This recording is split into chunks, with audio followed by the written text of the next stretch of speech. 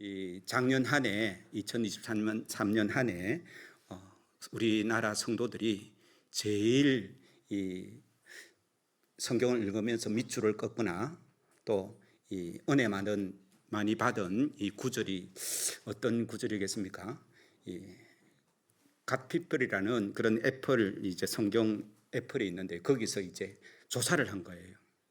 그래가지고 이 답한 사람 중에 제일 많이 이제 이 구절에 은혜 받았습니다라고 하는 구절이 빌립보서 4장 6절입니다. 오늘 본문 3장이지 않습니까? 그죠? 4장 6절 같이 읽겠습니다. 시작. 아무것도 염려하지 말고 다만 모든 일에 기도와 간구로 너희 구할 것을 감사함으로 하나님께 아뢰라.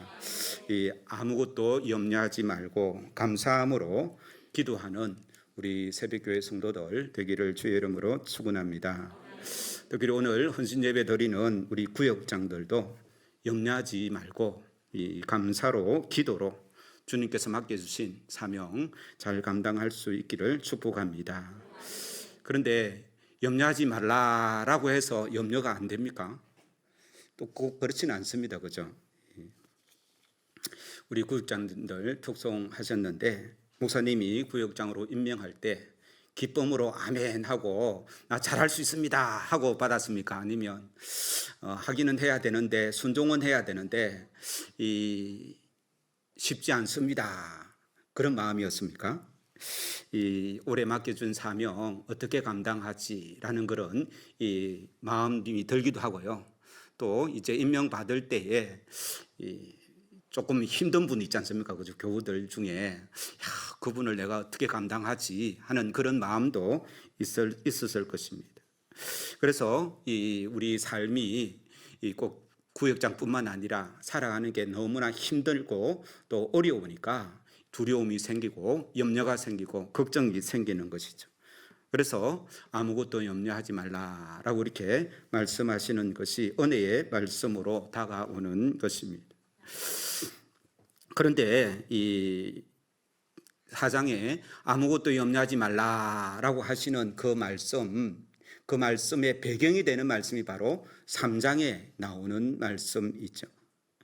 그래서 제가 이 17절부터 21절까지 읽으면서 어떤 마음 가지고 있으면 이 두려움이 와도 염려와 근심 걱정거리가 와도 이 염려하지 않고 하나님께 의탁하면서 맡겨진 일들을 잘 감당할 수 있을까? 이제 한 가지를 찾았었어요. 그러다 그걸 읽으면서 또 3장을 또 계속해서 읽으니까 또 다른 우리에게 힘주시는 말씀이 있어서 처음에는 한 가지 신앙이라 했는데 이 욕심이 많아가지고 2가지, 3가지 늘어났었습니다. 그래서 사도 바울은 지금 이 빌립보서 말씀을 전할 때에 감옥에 갇혀 있지 않습니까? 그죠? 감옥에 갇혀 있으면서 신앙생활하는 빌립보 교회에게 편지를 하면서 기뻐하라. 내가 다시 말하노니 기뻐하라. 라고 기쁨의 이 말씀이 이 빌립보서 말씀인데 본인은 감옥에 갇혀 있으면서 이 성도들에게 기뻐하라라고 말할 수 있었던 그 신앙의 힘은 어디서 나왔을까라는 그런 관점에서 3장을 읽으면 제가 3가지 신앙을 발견했었습니다. 첫 번째는요, 주 안의 신앙입니다. 한번 따라서 해보겠습니다. 주 안의 신앙.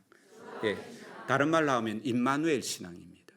예, 오늘 본문 말씀해 보면 내가 예수님 안에서라는 단어가 2번이나 나옵니다. 우리 9절 보시면요.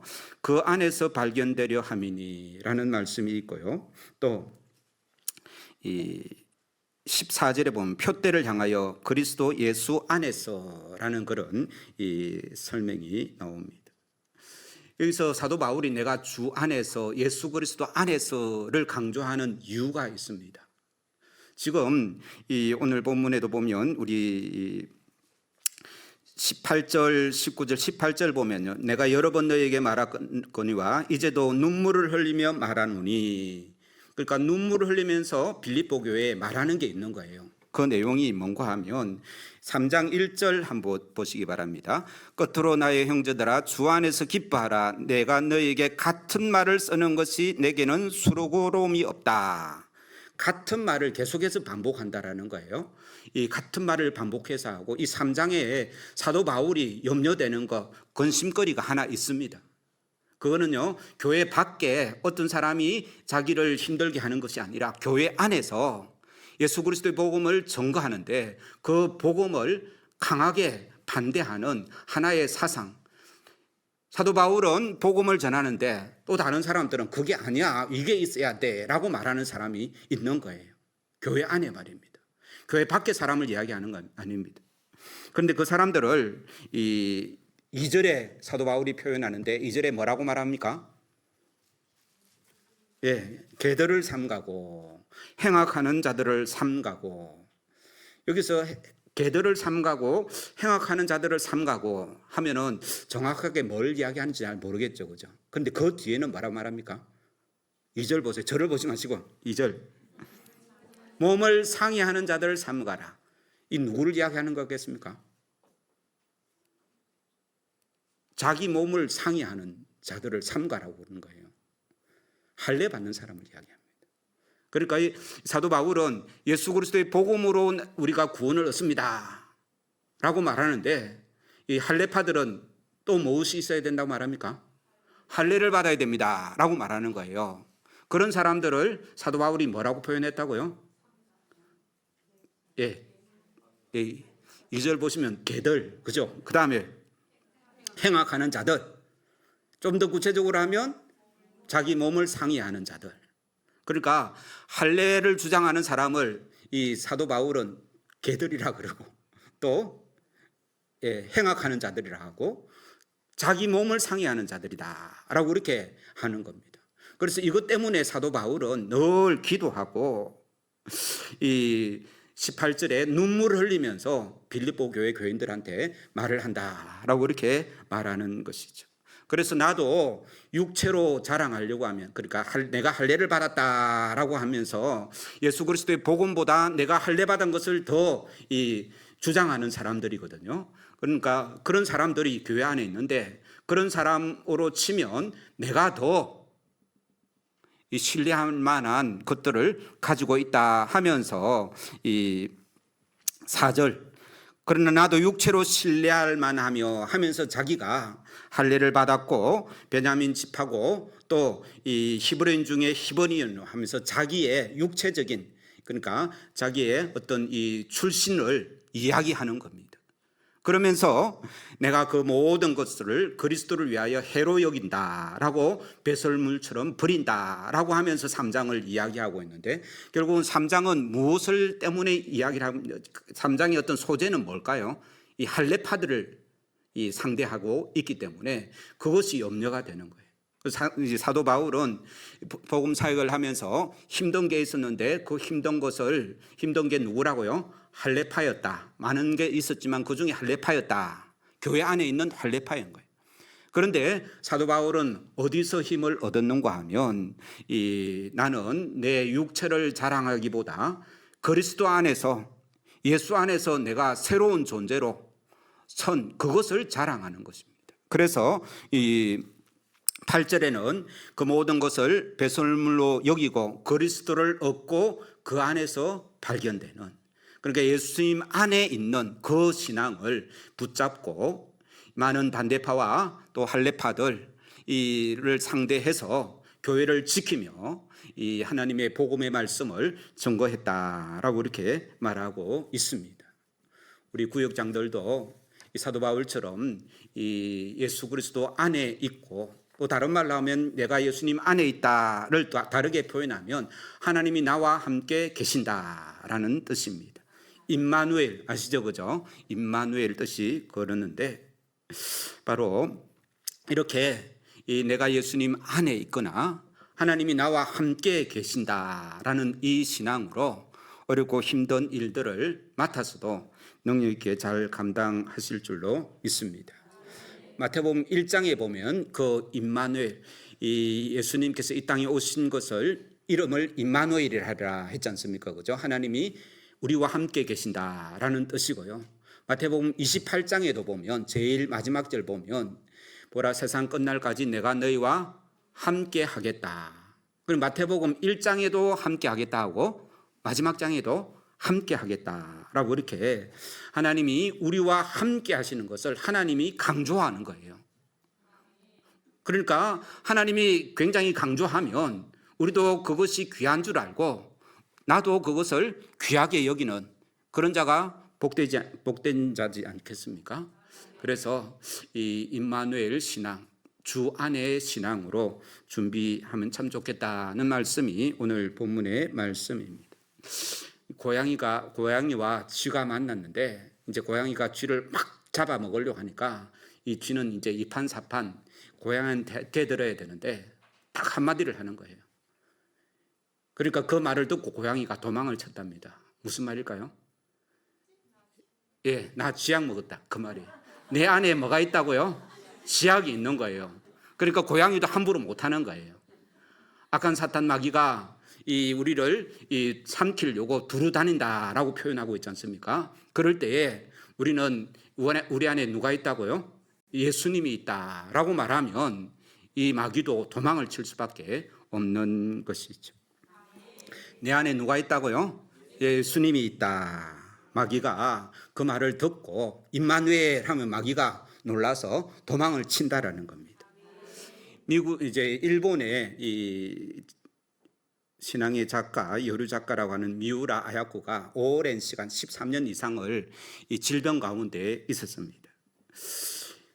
그런데 친구가 와가지고 이제 질문을 했답니다. 이 불교에는 나무아미타불 관세음보살이라는 그런 이 연불이 있는데 기독교에도 그런 연불이 있습니까? 묻는 거예요. 우리 기독교에 연불 같은 짧은 기도가 있습니까? 주기도문은 좀 길죠, 그죠? 그다음에 사도신경도 좀 길고. 그래서 이 분이 가만히 생각하다 보니까 생각난 게 있는 거예요. 이 나무아미타불이 무슨 뜻인지 아십니까? 이 통도사 근처에 계신 성도들은 그 정도는 알아야 되는데 나무아미타불 잘 모르시죠? 무슨 뜻인가 하면 내가 부처님께 귀의한다, 부처님께 속했다라는 그런 뜻입니다. 그러면 이 연불은 아니지만 우리 성경에도 그런 말씀이 있습니까? 없습니까? 하나님이 나와 함께. 그러니까 나무아미타불은 내가 부처님께 귀했다, 속했다라는 뜻이고 이 임마누엘은요, 하나님이 나와 함께 하신다. 내가 어떤 신한테 붙는 거하고 신이 우리와 함께 하는 거하고 차이가 있겠습니까? 없겠습니까? 있죠, 그죠? 있죠. 힘 작은 사람이 힘 있는 사람 붙드는 거하고 힘 있는 사람이 힘 없는 사람을 붙잡고 있는 거하고 같습니까? 다릅니까? 틀리죠, 그죠? 그러니까 잘 들으세요. 불교의 나무아미타불보다 우리 기독교에서 임마누엘 아멘이 훨씬 더 능력이 있습니다. 그래서 이 미우라 아야코는요, 그 질문을 듣고 갑자기 생각하는 게 우리도 있다. 이 임마누엘 아멘으로 이제 연불처럼 입에 이제 붙은 거예요. 그래서 오랜 병상 생활 속에 임마누엘 아멘으로 이겼다라는 그런 이제 글을 제가 본 적이 있습니다. 육신이 힘들어서 또 외로워서 아파서 있을 때마다 임마누엘 아멘 하면 힘이 나는 것입니다. 어렵고 힘든 일을 앞두고도 임마누엘 아멘 하면 힘이 나는 것이죠. 하나님이 나와 함께 계시다, 실로 그렇다, 이런 이 믿음의 고백이지 않습니까? 그래서 우리 이 구역장들 힘든 일이 있을 때에 뭐라고, 연불은 아니지만 뭐라고 기도하면 되겠습니까? 예, 임마누엘 아멘. 그게 주 안에 있는 신앙입니다. 나는 힘들고 나는 어렵고 나는 연약해도 주님 안에 있기 때문에, 주님이 나를 붙들고 계시기 때문에, 누가 나를 오해하고 나를 미워해도 하나님은 나와 함께 하셔서 내 모든 상황을 아시기에 이겨낼 수 있는 것입니다.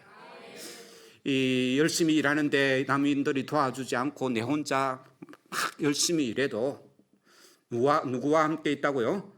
네, 주 안에서 하나님이 나와 함께 하시니 이 일도 내가 능력 있게 감당할 수 있다는 그런 이 주 안의 신앙으로 맡겨진 이 구역장 일들을 잘 감당하시고, 우리 새벽교회 모든 성도들도 2024년 한 해 주 안에 있는 신앙, 이 임마누엘 신앙으로 승리하기를 주의 이름으로 축원합니다. 사도 바울이 그렇게 주 안에 있는 신앙을 우리가 3장을 통해서 살펴볼 수 있고요. 두 번째, 이 3장을 제가 여러 번 읽으면서 또 이 한 신앙을 발견했는데 바로 부활 신앙입니다. 11절 말씀 같이 읽겠습니다. 시작. 어떻게 해서든지 죽은 자 가운데서 부활에 이르려 하노니.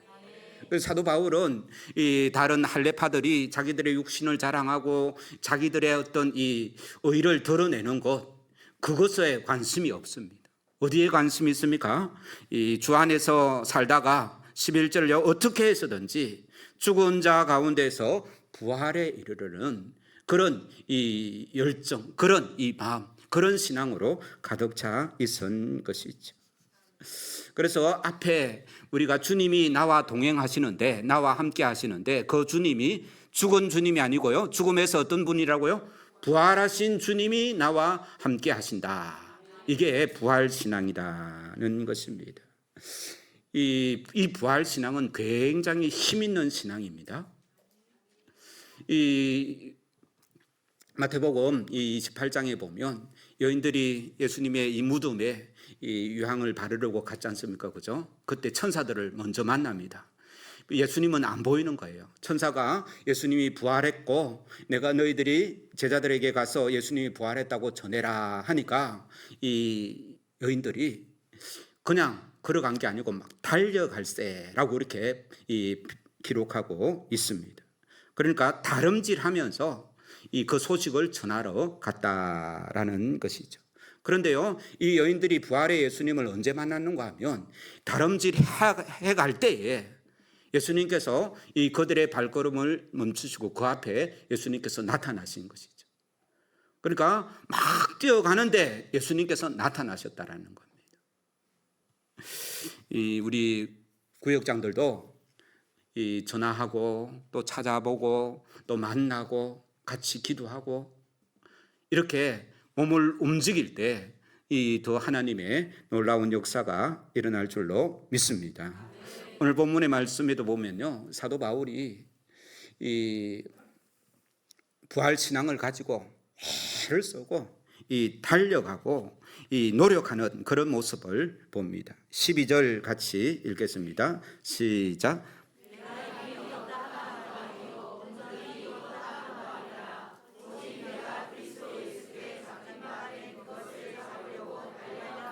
어떻게 한다고요? 달려간다라고 말하죠. 14절도 같이 읽겠습니다. 시작. 표대를 향하여 그리스도 예수 안에서 하나님이 위에서 부르신 부름의 상을 위하여 달려가노라. 예, 달려간다라는 이 단어, 이제 이 표현이 두 번이나 나오는데, 이렇게 다름질 치고 열심히 움직일 때 하나님의 놀라운 역사가 임할 줄로 믿습니다. 지난 12월에 우리 목사님과 함께 노예 임원이라서 베트남 갔는데요. 그 일정 중에 쾌선교회라고 한 교회를 방문한 적이 있습니다. 그때가 수요일 날 오전이었는데 우리가 가니까 거기 한 30명 정도 베트남 산악 지역에 있는 소수민족들에게 복음을 전하는 목회자들을 모아서 훈련을 하고 있더라고요. 그런데 그 훈련을 담당하는 분이 누군가 하면 목사님이 아니고 사모님이 그 일을 하고 계시더라고요. 그러면서 잠깐 소개를 하는데 겉으로 보니까 굉장히 건강해 보이는데 그 사모님이 온 몸에 암이 전이됐다라고 하더라고요. 그래서 병원에서 치료를 받아야 되는데도 그 사역 때문에 지금 그 사역을 다 감당할 때 이제 책임자로 맡고 있는데 그 사역을 감당하기 위해서 이제 퇴원해가지고 나와서 일을 한다고 그렇게 이야기를 들었었습니다. 우리나라 말로 하면 전도 폭발 훈련 있지 않습니까? 이제 그런 훈련을 이제 하는 거예요. 그래서 몸이 아픈 중에 그렇게 애를 쓰니까 이 미국에 있는 사람이 어떻게 그 소식을 듣고 또 그 사모님의 사역을 돕기 위해서 미국에서 이제 베트남까지 온 거죠. 그런데 그분이 여자분인데요. 나이는 이 70이 훨씬 넘었다라고 합니다.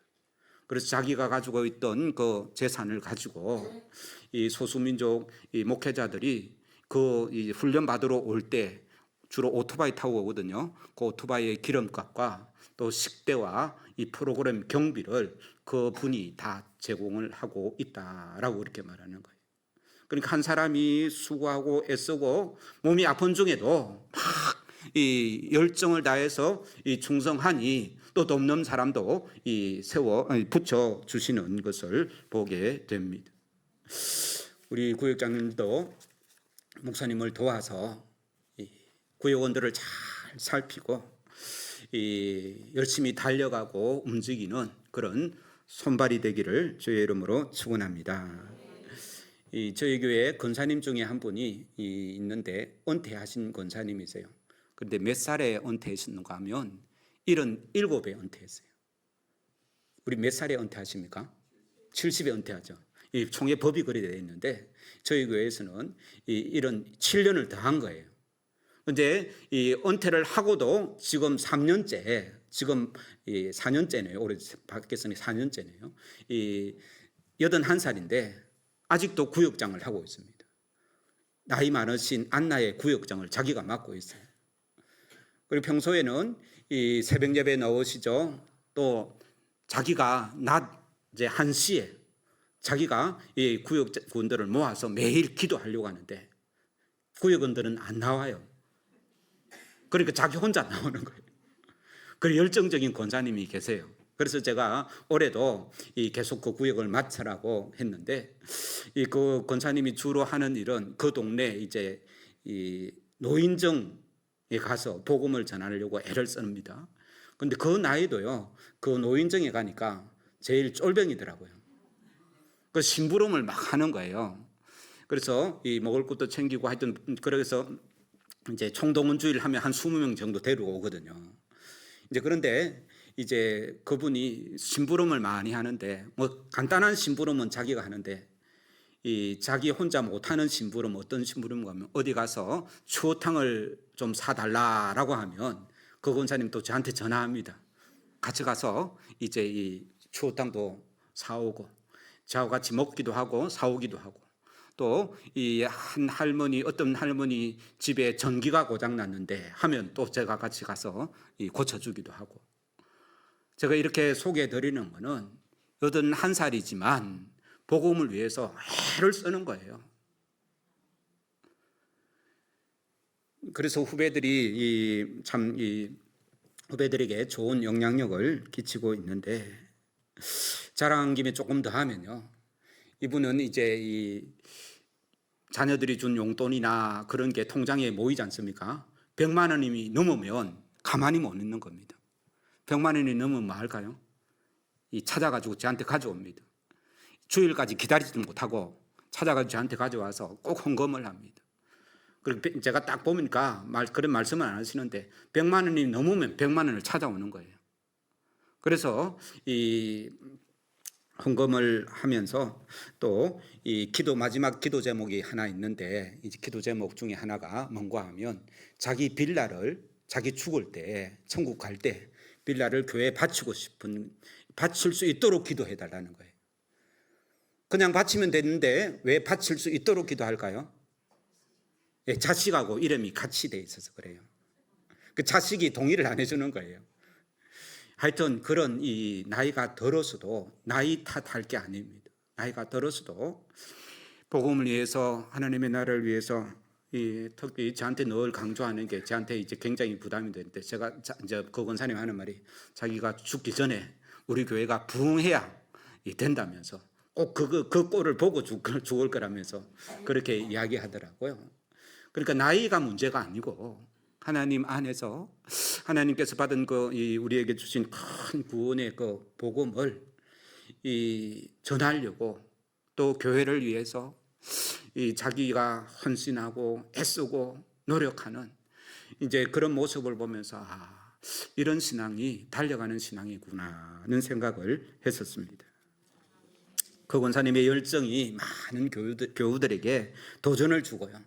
저는 어디 이제 나가서 다른 교회 가서 설교하면 다른 거는 다 빼먹어도 이 권사님 이야기는 꼭 한 번씩 합니다. 왜냐하면 저한테 도전을 주었기 때문에 이 이야기를 듣는 이 모든 분들도 도전을 받겠다 싶어서 드리는 말씀입니다. 이게 부활신앙인 거예요. 부활하신 예수님이 나와 함께 있으니 가만히 있을 수 없는 것이죠. 이런 은혜가 우리 구역장들과 우리 새벽교회 모든 성도들에게 있기를 주의 이름으로 축원합니다. 세 번째 신앙이 바로 오늘 읽었던 17절부터 21절까지 나오는 신앙입니다. 우리 17절 말씀 같이 읽겠습니다. 시작.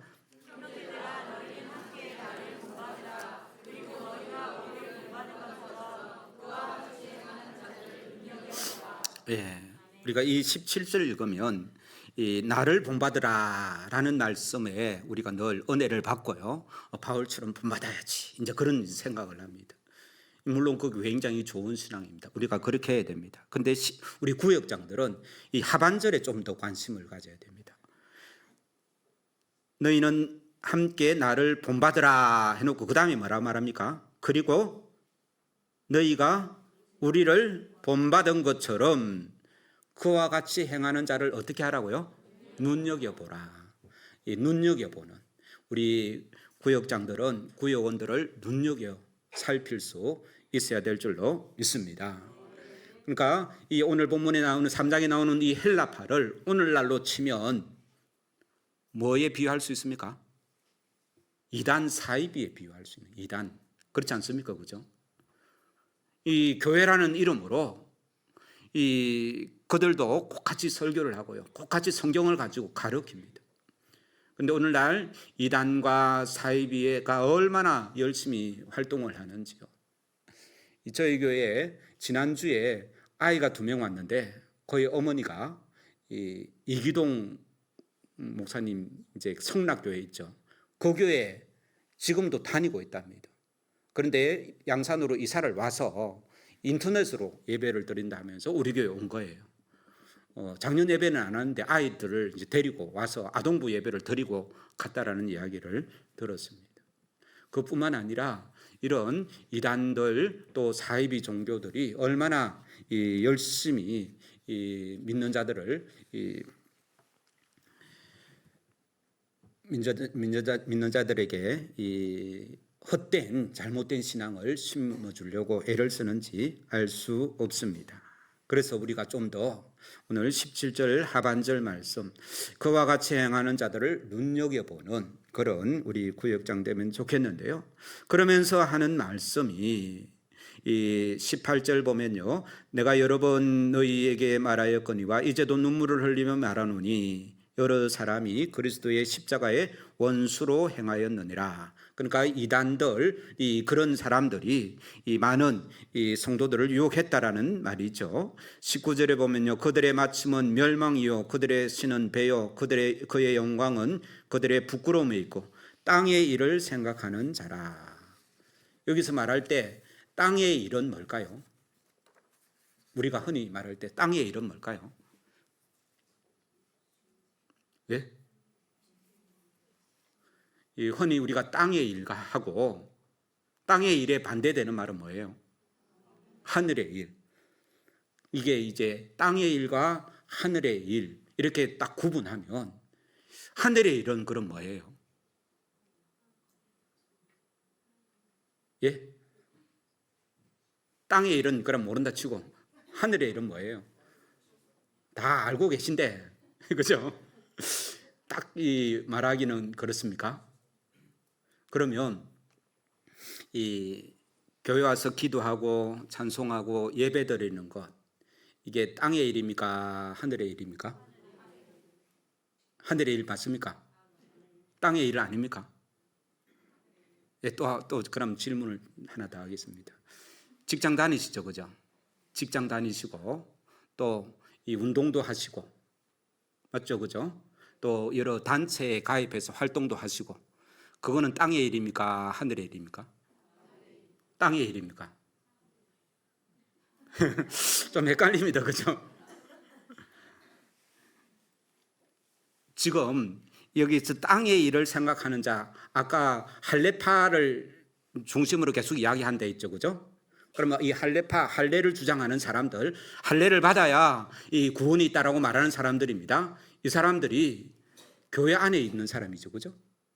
교회 밖에서 이야기하는 게 아니잖아요. 교회 안에 있는데 지금 이 사람들이 주장하는 게 이 뭔가 하면 우리가 구원을 받으려고 하면 이래야 된다, 저래야 된다라는 거예요.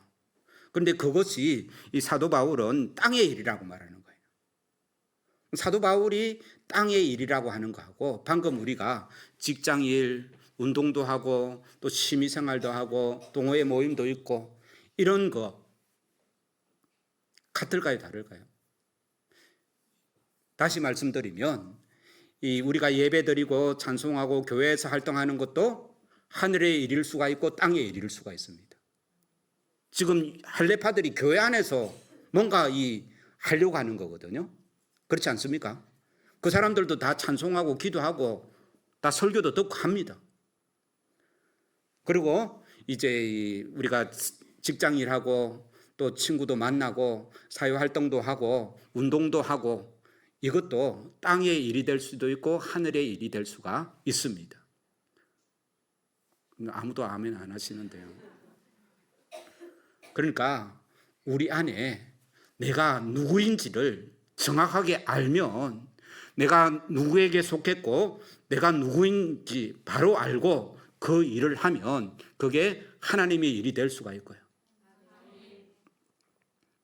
내가 누군지도 모르고 세상 사람들과 꼭 같은 생각으로 꼭 같은 일을 하고 내가 누군지도 모르고 예배 시간에 앉아 있고 찬송한다 해서 그게 하늘의 일이 아니라 그건 땅의 일이라는 것입니다. 그래서 오늘 강조하는 게요. 20절 같이 읽겠습니다. 시작. 그러나 우리의 시민권은 하늘에 있는지라 거기로부터 구원하는 자 곧 주 예수 그리스도를 기다리노니. 제가 조금 전에 말씀했죠. 내가 누군지가 굉장히 중요하다고요. 내 시민권은 어디에 있다 말합니까? 요즘 정치인 중에 한 명이 이 동료 시민 그렇게 하는데요.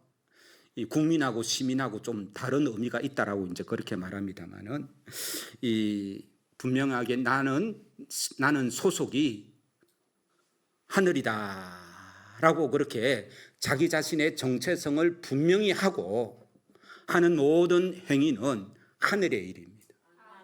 그러나 이런 정체성이 없이 그냥 하나님의 속한 이 천국의 백성이 아니라 아무런 생각 없이 행하는 것들은 다 땅의 일이다라고 이렇게 구분하면 더 좋을 것 같습니다. 나는 하늘에 속한 사람이다. 발은 이 땅에 딛고 있지만 나는 하늘에 속해 있다. 그러면서 21절 같이 읽겠습니다. 시작. 그는 만물을 자기에게 복종하게 하실 수 있는 자의 역사로 우리의 낮은 몸을 자기 영광의 몸의 형체와 같이 변하게 하시리라. 아멘. 이 믿음이 사도 바울에게는 있었다는 말씀입니다.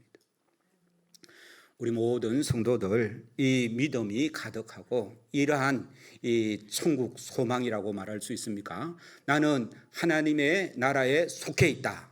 나의 시민권은 이 천국이다. 그러니까 이 땅의 백성이 아니라 어디 백성이라고요? 천국 백성이란 거예요. 그래서 천국 백성으로서 이 땅을 살아가는 것이죠. 그런 천국 백성이다라는 그런 믿음이 있으면 우리가 어떤 일을 만나도 능력 있게 잘 감당할 줄로 믿습니다. 이 천국 신앙을 가진 사람들은요, 이 천국에 대한 이 기대감과 환상, 이 천국이 어떤 곳인지 관심이 많이 있습니다. 천국이 어떤 곳인지 아십니까?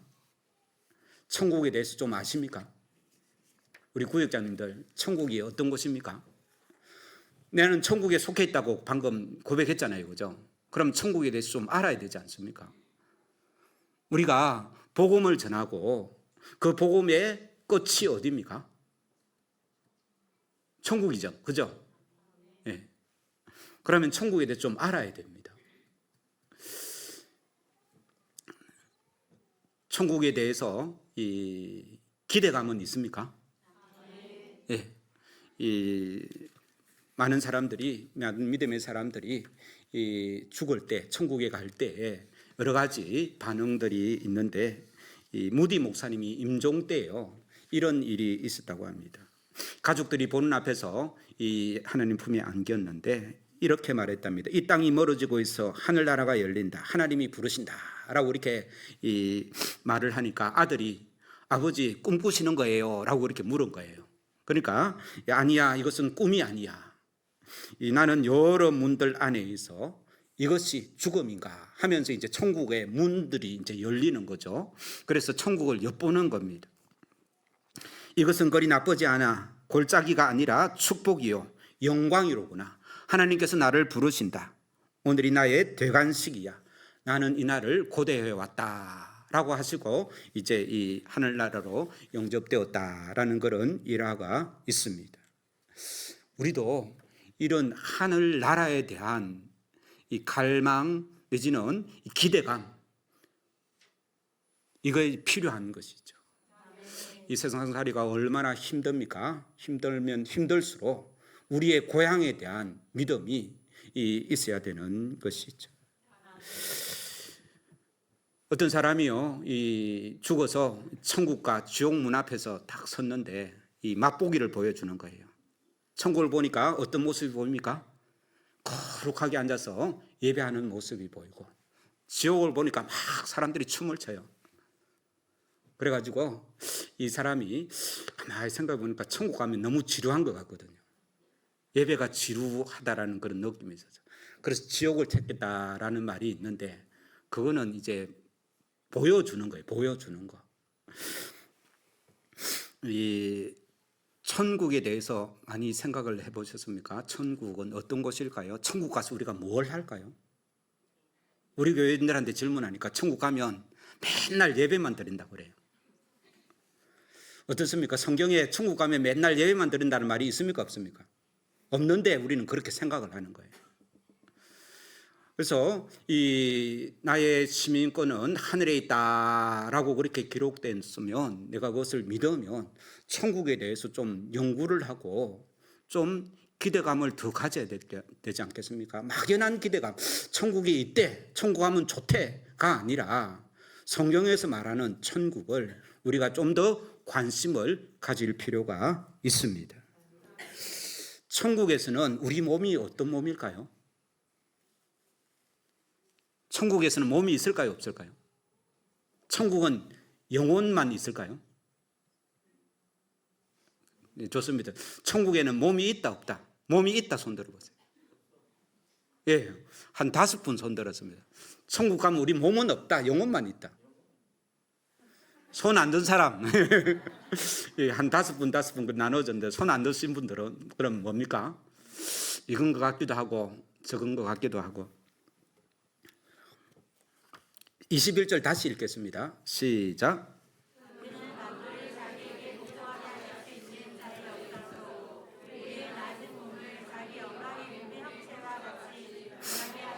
네, 천국 가면 몸이 있습니까? 없습니까? 없다는 분 다시 한 번 더 읽어보세요.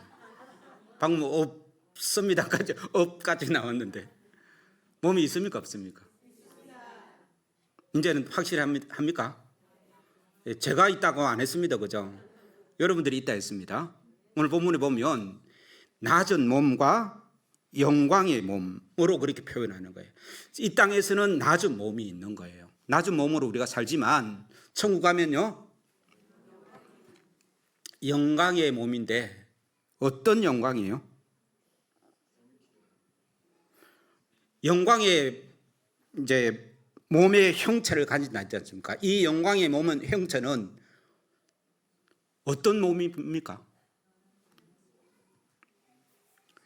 아니, 저를 보지 마시고 21절 다 자세히 보세요.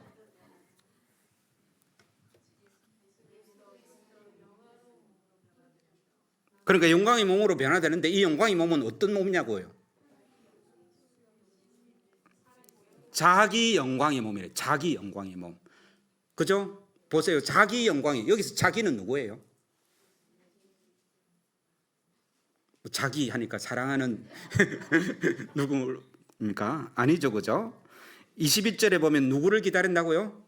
예수님을 기다리는데 그 예수님은 그는 했잖아요. 21절에 그는 예수님이죠, 그죠? 그러니까 여기서 자기는 예수님의 부활의 그 몸이라는 겁니다. 그런 몸으로 우리도 변하게 된다라는 거예요. 천국에서의 몸을, 그러면 천국에서 몸은 우리가 이제 좀 더 생각해 볼 수 있죠, 그죠? 어떤 몸일까요? 부활하셔서 우리에게 나타내 보여주신 그 예수님의 몸을 좀 더 살펴보면 천국에서 어떤 몸일까, 그렇게 상상을 좀 생각해 볼 수 있죠, 그죠? 성경에 기록되어져 있습니다. 예수님의 몸은 문이 다 닫혔는데 어떻게 됩니까? 싹 나타났죠, 그죠? 이 물리적인 이 공간, 이 벽, 이런 게 이런 거를 통과할 수 있는 그런 몸이 예수님의 몸이었다라는 거예요. 제가 다른 교회 가서 이런 이야기를 하니까 우리 새벽교회 성도들은 굉장히 성경에 대한 열려 있는데요. 다른 교회에서 가서 설명하니까 성경에도 없는 말을 어디서 그래 하냐면서 자기 들어보지 못했던 거예요.